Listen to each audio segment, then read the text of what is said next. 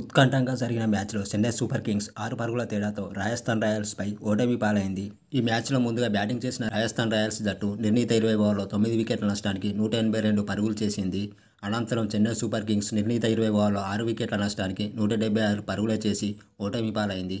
అయితే ఈ ఓటమి అనంతరం Chennai super kings captain Ruturaj Gaikwad ఈ విధంగా చెప్పుకొచ్చాడు. పవర్ ప్లేలో పరుగులు ఎక్కువగా వచ్చాయి. నితీష్ రాణా అద్భుతంగా బ్యాటింగ్ చేశాడు.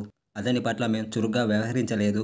బిహైండ్ స్క్వేర్ దిశగా ఆడుతున్న నితీష్ను మేం ఫ్రంట్ ఆఫ్ ది వికెట్ ఆడించాల్సింది. ఫీల్డింగ్లో చాలా తప్పిదాలు చేశాం. 8-10 పరుగులు ఎక్కువగా ఇచ్చాం. ఫీల్డింగ్ విషయంలో మెరుగయ్యేందుకు మేం ప్రయత్నిస్తున్నాం. 180 పరుగుల లక్ష్యం ఛేదించదగినదే.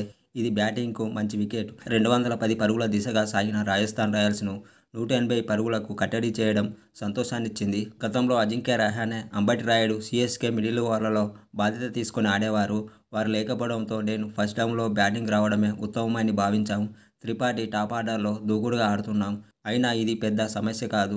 ఎందుకంటే గత 3 మ్యాచ్ల్లో నేను ముందుగానే బ్యాటింగ్కు వచ్చాను. నేను 3వ స్థానంలో ఆడాలని వేలం సమయంలో నిర్ణయించారు. ఫస్ట్ డౌన్లో ఆడేందుకు నాకు ఎలాంటి ఇబ్బంది లేదు. నేను స్ట్రైక్ రొటేట్ చేయడంతో పాటు రిస్క్ తీసుకోగలను. దురదృష్టవశాత్తు మాకు సరైన ఆరంభాలు దక్కడం లేదు. శుభారంభం దక్కితే పరిస్థితి మరోలా ఉంటుంది. ఈ మ్యాచ్లో ఓడినా మాకు సానుకూలాంశాలు ఉన్నాయి.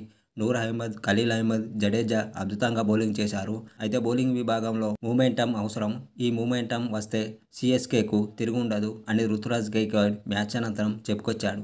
అయితే ఐపీఎల్ పాయింట్ల పట్టికలో చెన్నై సూపర్ కింగ్స్ 3 మ్యాచ్లు ఆడి ఒక దాంట్లో విజయం సాధించి 2 ఓడిపోయి 2 పాయింట్లతో 7వ స్థానంలో కొనసాగుతుంది. రాజస్థాన్ రాయల్స్ జట్టు 3 మ్యాచ్లు ఆడి 2 ఓడిపోయి ఒక దాంట్లో విజయం సాధించి 2 పాయింట్లతో 9వ స్థానంలో కొనసాగుతోంది.